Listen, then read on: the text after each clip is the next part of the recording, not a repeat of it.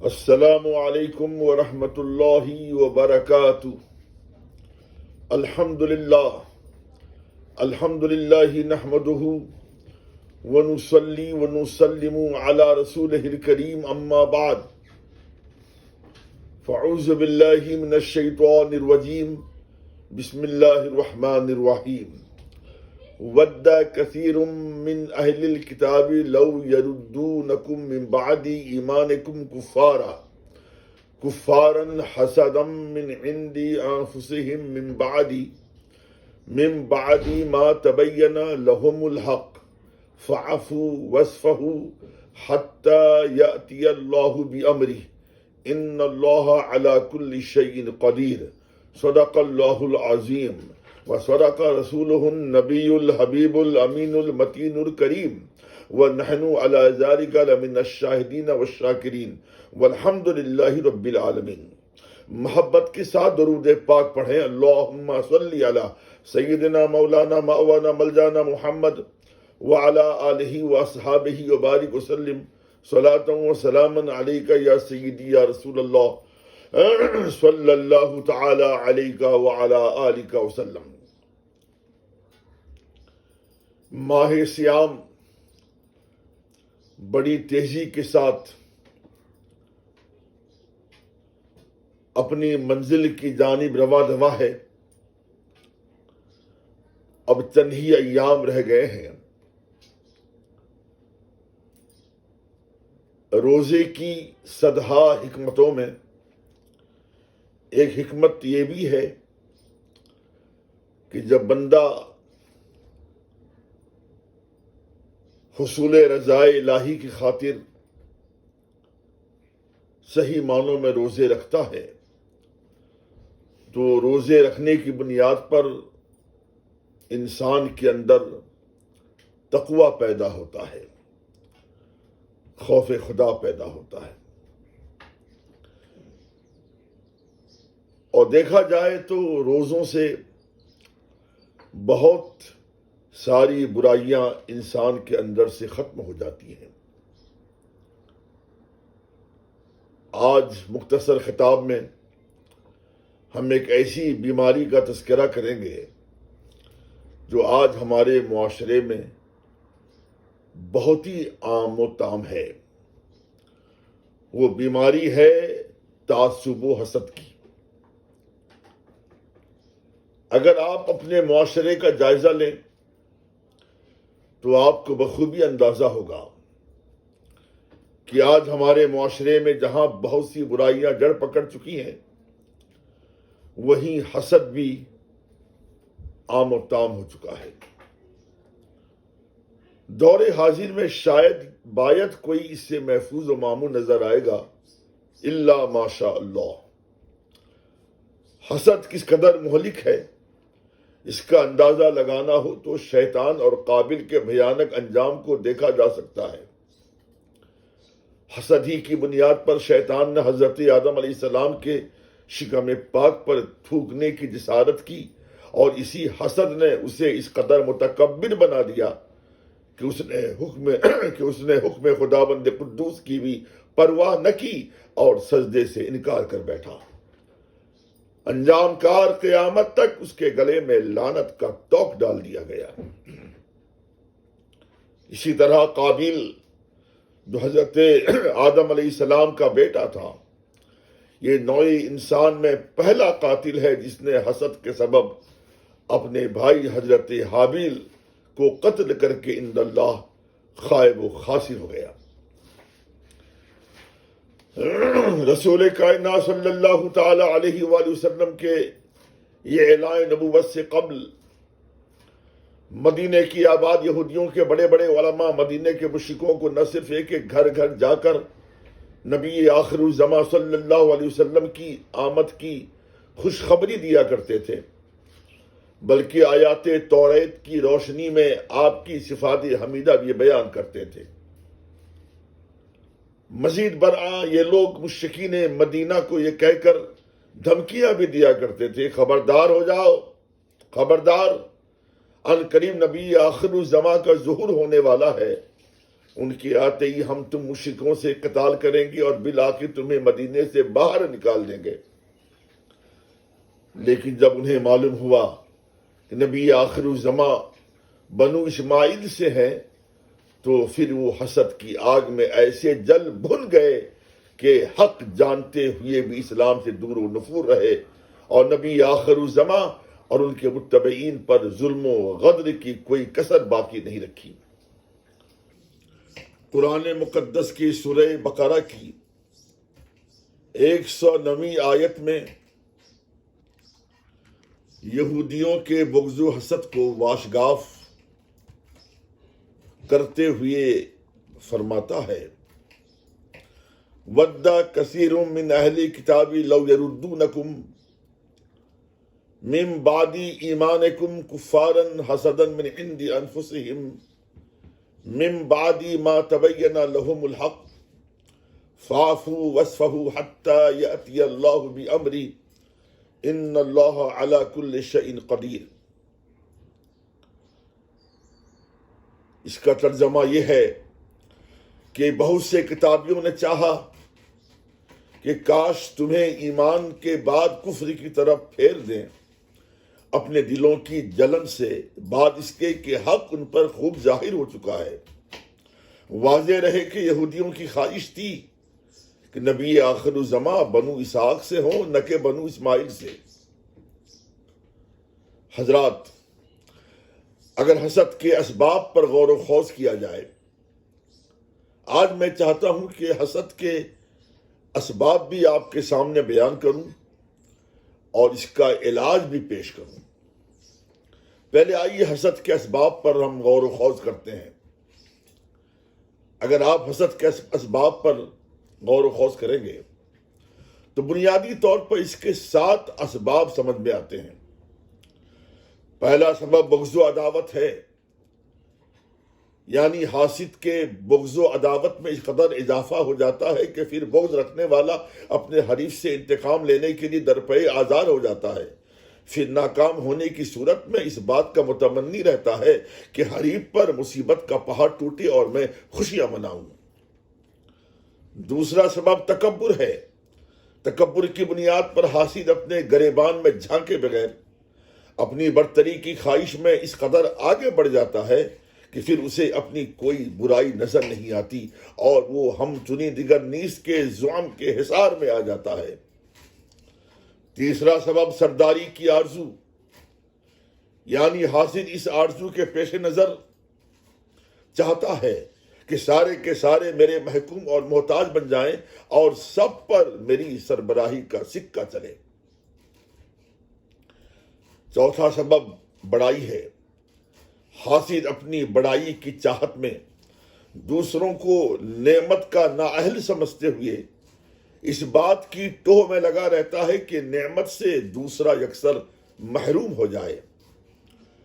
پانچواں سبب دوسروں کی خوبیوں کو ناقابل برداشت سمجھنا۔ حاسد دوسروں کی اچھائیاں دیکھ کر اس قدر جل بھن جاتا ہے کہ دوسروں کے کمال کو اپنے لیے باعث زوال گردانتا ہے۔ چھٹا سبب غلبہ نفسانیت ہے۔ حاسد پر نفسانیت کا ایسا غلبہ ہوتا ہے کہ اس کا نفس اس بات کا آرزومند ہوتا ہے کہ وہ سب سے بڑا باکمال سمجھا جائے، دوسرا کوئی اس کے برابر نہ ہو۔ ساتواں سبب حاسد کی کمظرفی ہے۔ حاسد پر اس کی کمظرفی کا ایسا تسلط ہو جاتا ہے کہ پھر وہ کسی اور کی خوشی دیکھ نہیں پاتا، یعنی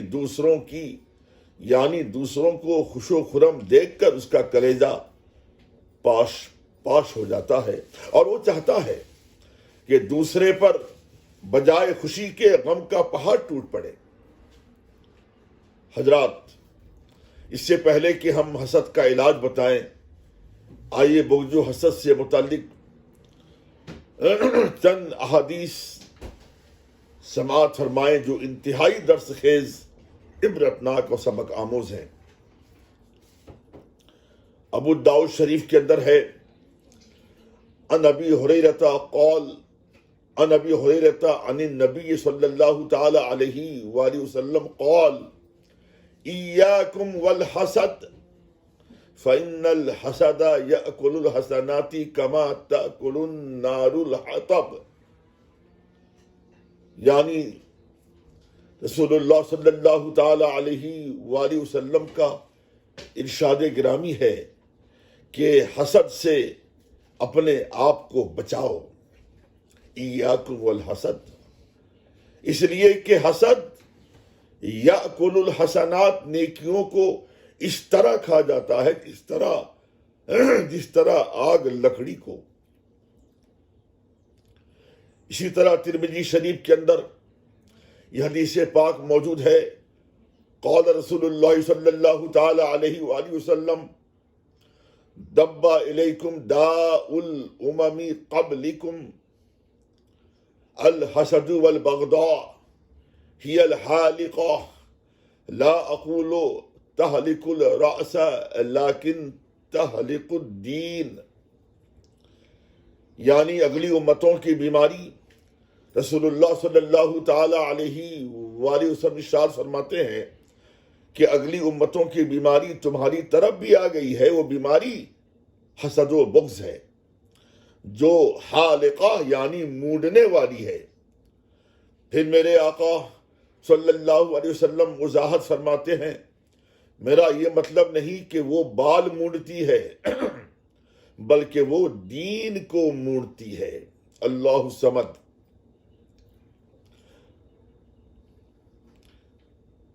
ایک اور حدیث پاک سماعت فرمائے،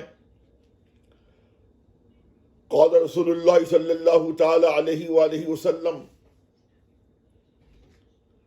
یورد اعمال الناس فی کل جمعۃ مرتین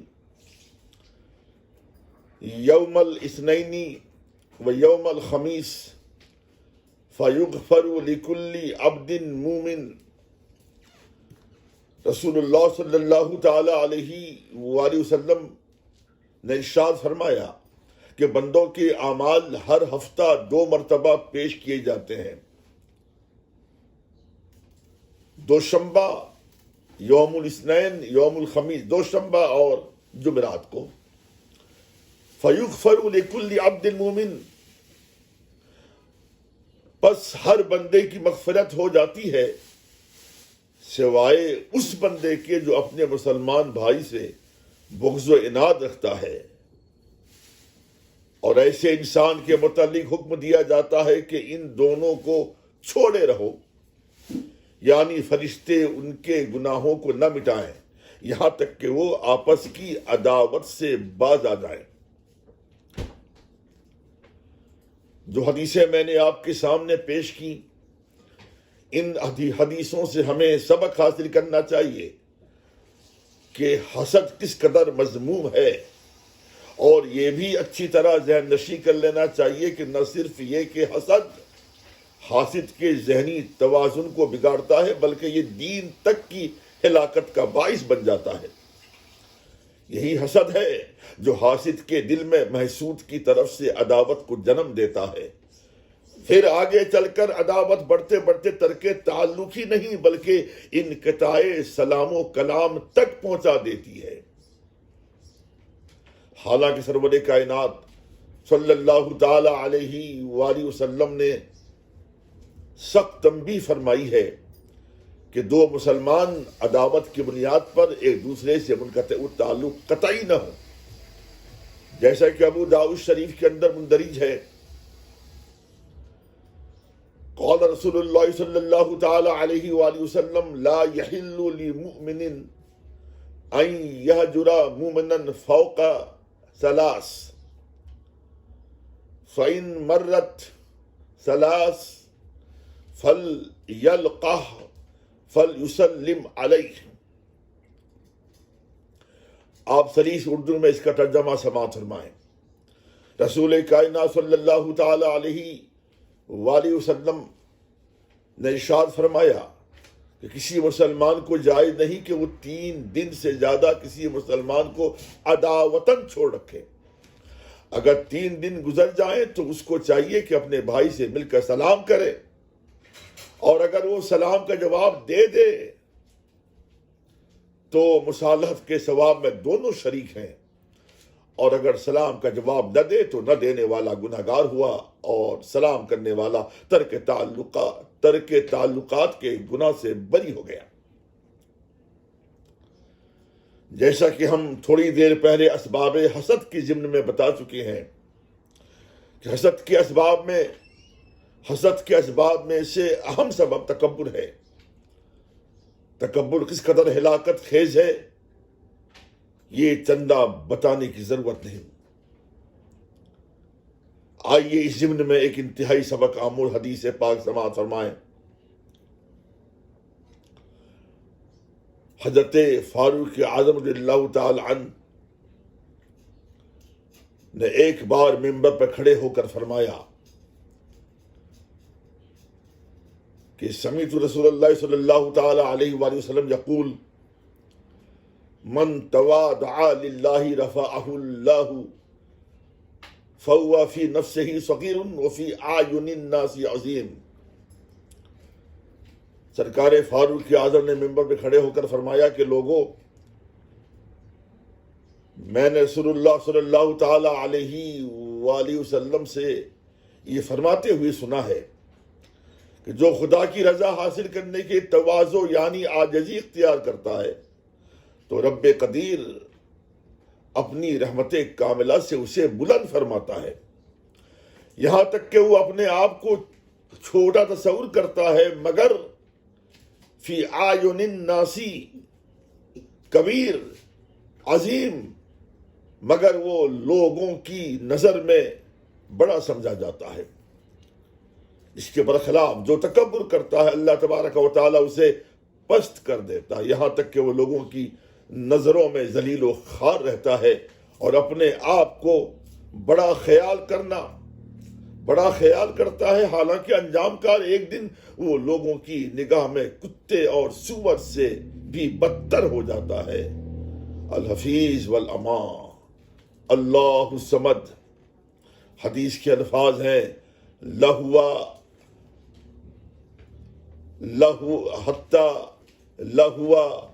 اہون علیہم من کلب او خنزیر، یعنی ایسا انسان انجام کار لوگوں کی نظر میں کتے اور سور سے ہی بدتر ہو جاتا۔ الحفیظ والامان، اللہ خیر فرمائے۔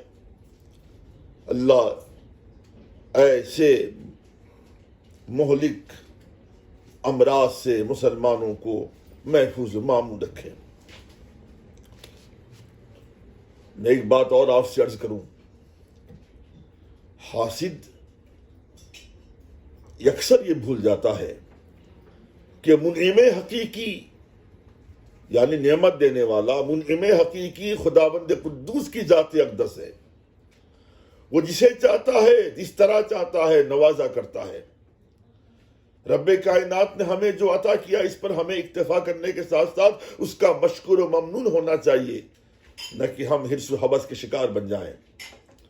حسد ایک ایسی بلا ہے جو حاسد کو ایسا حریص بنا دیتا ہے کہ وہ شب و روز صبح و مساء حصول دنیا میں مستغرق ہو جاتا ہے، اس خواہش پر کہ میں محسود سے مال و اقتدار میں آگے بڑھ جاؤں اور محسود کنگال ہو جائے۔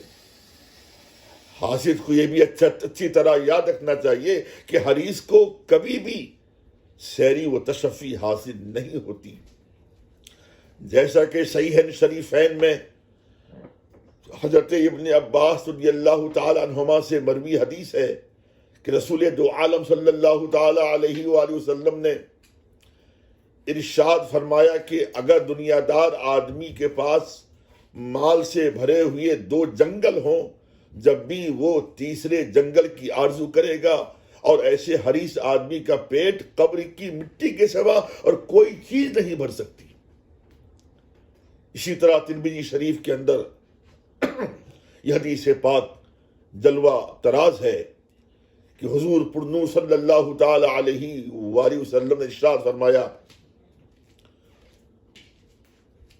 تمثیلاً ارشاد فرمایا مثال دے کر کہ 2 بھوکے بھیڑیے جنہیں بکریوں میں چھوڑ دیا جائے وہ اتنا نقصان نہیں پہنچاتے جتنا کہ مال اور مرتبے کی لالچ انسان کے دین کو نقصان پہنچاتی ہے۔ احادیث نبویہ میں حسد اور اس کے اسباب سے متعلق کس قدر وعیدیں موجود ہیں، ان احادیث سے حاسدوں کو عبرت پکڑنا چاہیے اور خود کو ہلاکت کھیجی سے بچانا چاہیے۔ مجھے ایک بات یاد آئی، تفسیر عزیزی کے اندر جن گروہوں کے بارے میں بتایا گیا ہے کہ وہ بڑی تعداد میں جہنم کی آگ میں جھونکے جائیں گے، ان میں سے ایک حاسدین کا بھی گروہ ہوگا۔ برخلاف اس کے وہ شخص جو اپنے دل و دماغ کو بغض و حسد سے مبرہ و منزہ رکھتا ہے، وہ اس قدر خوش نصیب ہوتا ہے کہ خداوند قدوس اسے عرش کا سایہ عطا فرماتا ہے۔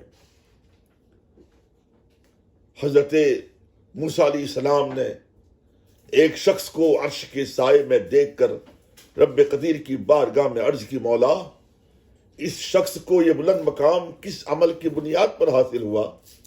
پروردگار عالم جل شانہ نے ارشاد فرمایا کہ 3 عملوں سے، ایک یہ کسی پر حسد نہیں کرتا تھا، دوسرا یہ کہ یہ اپنے والدین کا اطاعت شعار تھا، اور تیسرا یہ کہ چغل خوری سے اپنے آپ کو محفوظ رکھتا تھا۔ حضرات، یہ چند باتیں ہم نے آپ کے سامنے حسد کے اسباب سے متعلق اور حسد کی وعیدوں کے بارے میں نے چند باتیں بیان کی۔ اب آئیے اس مہلک مرض کا علاج ہم ڈھونڈیں اور اس کے سد باب پر غور کریں۔ جہاں تک حسد کے علاج و سد باب کا تعلق ہے، اس سلسلے میں صوفیاء کرام نے بالخصوص حضرت امام غزالی رضی اللہ تعالی عنہ نے اپنی مشہور مائے ناز تصنیف لطیف احیاء العلوم میں تفصیلاً بڑی کارآمد باتیں تحریر فرمائی ہیں۔ میں ان باتوں کا محصل آپ کے سامنے پیش کروں۔ فرماتے ہیں، اگر حاسد یہ چاہتا ہے کہ وہ حسد سے محفوظ و مامون رہے تو اس کے لیے یہ ناگزیر ہوگا کہ وہ اس امر پر راسخ عقیدہ رکھے کہ ہر چیز تقدیر سے ہوتی ہے، یعنی من جانب اللہ مقدر ہوتی ہے۔ حاسد کے چاہنے سے محسود کی ترقی رک سکتی ہے، اور نہ حاسد اس بات پر قادر ہے کہ وہ محسود کی خدا کی عطا کردہ نعمتوں کو روبہ زوال کر دے، چاہے وہ اس سلسلے میں جتنی کوشش کر لے، جس قدر ہاتھ پاؤں مار لے، انجام کار اسے خود ہی منہ کی کھانا پڑے گی، اور سوائے اپنی دینی اور دنیاوی تباہی و بربادی کے کچھ ہاتھ نہیں آنے والا ہے۔ یاد رہے کہ حسد ایمان کی آنکھ کا تنکا اور خاک ہے، جیسے کہ دماغ کی آنکھ ان چیزوں سے گدری ہو جاتی ہے، ایسے ہی حاسد کا ایمان بلکہ اس کے دین و دنیا حسد سے مقدر ہو جاتے ہیں۔ حسد سے بچنے کا دوسرا طریقہ یہ ہے کہ حاسد کو انتہائی وسیع ظرف بننا ہوگا، یعنی اسے اپنی طبیعت اور خواہش کے خلاف کام کرنا ہوگا۔ اگرچہ مشکل ہے، لیکن اگر بندے کے اندر وسعت ظرفی پیدا ہو جائے تو کوئی مشکل نہیں۔ وہ اس طرح کے حاسد کا دل یہ چاہتا ہے کہ وہ محسود کی مذمت کرے تو وہ خواہش طبیعت کو مات دیتے ہوئے اس کے برعکس محسود کی تعریف و توصیف بیان کرنا شروع کر دے۔ اسی طرح اگر دل چاہتا ہے کہ محسود کے سامنے تکبر کا اظہار کرے تو وہ اپنی ہلاکت خیز خواہش کو مغلوب کر کے تکبر کے بجائے عاجزی و فروتنی کا مظاہرہ کرے۔ طبیعت اگر نفرت کرنے پر مجبور کرے تو وہ خلاف طبیعت محسود سے اس قدر محبت سے پیش آئے کہ نہ صرف یہ کہ محسود اس کے اخلاق سے متاثر ہو کر اس کا گرویدہ بن جائے، بلکہ محسود کی گرویدگی حاسد کے جذبہ حسد کے تابوت میں آخری کیل ٹھوک دے۔ حسد کے اسباب و علاج جو ہم نے آپ کے سامنے بیان کیے، آپ نے سماعت فرمائے، اور یہ کوئی ضروری نہیں ہے کہ حاسد اپنی خو بدل دے۔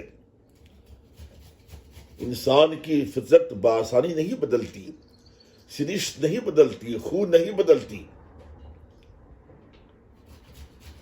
صرف حسد ہی کا معاملہ نہیں ہے، بلکہ کسی بھی برائی کا انسان اگر عادتاً مرتکب بن جاتا ہے تو وہ اس برائی سے اس وقت تک مکمل طور پر مبرہ ہو سکتا ہے جب اس کے اندر احساس بیدار ہو اور خود اس کا ضمیر اسے ملامت کرے. اگر حاسدین اس حدیث پر عمل پیرا ہو جائیں تو عجب نہیں کہ وہ حسد کے مہلک مرض سے دائمی شفا پالے. ترمذی شریف کے اندر حضرت سعد رضی اللہ تعالیٰ عنہ سے مروی حدیث ہے کہ رسول کائنات صلی اللہ تعالیٰ علیہ وآلہ وسلم نے ارشاد فرمایا کہ آدمی کی نیک بختی یہ ہے کہ جو کچھ اللہ تعالیٰ نے اس کے لیے مقدر فرما دیا ہے اس پر راضی رہے، اور آدمی کی بدبختی یہ ہے کہ وہ رب قدیر سے بھلائی مانگنا چھوڑ دے. اور میرے آقا صلی اللہ تعالی علیہ وآلہ وسلم نے یہ بھی ارشاد فرمایا کہ آدمی کی بدبختی یہ بھی ہے کہ وہ خداوند قدوس نے جو اس کے لیے مقدر فرما دیا ہے اس پر آزردہ ہو. یعنی اس حدیث کا ماحصل یہ ہے کہ بندے مومن کو چاہیے کہ تا دم حیات حالات کچھ بھی ہوں وہ ہمیشہ راضی برضائے مولا رہے. پروردگار عالم ہمیں اور آپ کو بلکہ سارے مسلمانوں کو بغض و حسد، حرص و طمع اور غرور و تکبر سے یکسر محفوظ و مامون فرمائے. وما علیہ الا البلاغ المبین. السلام علیکم.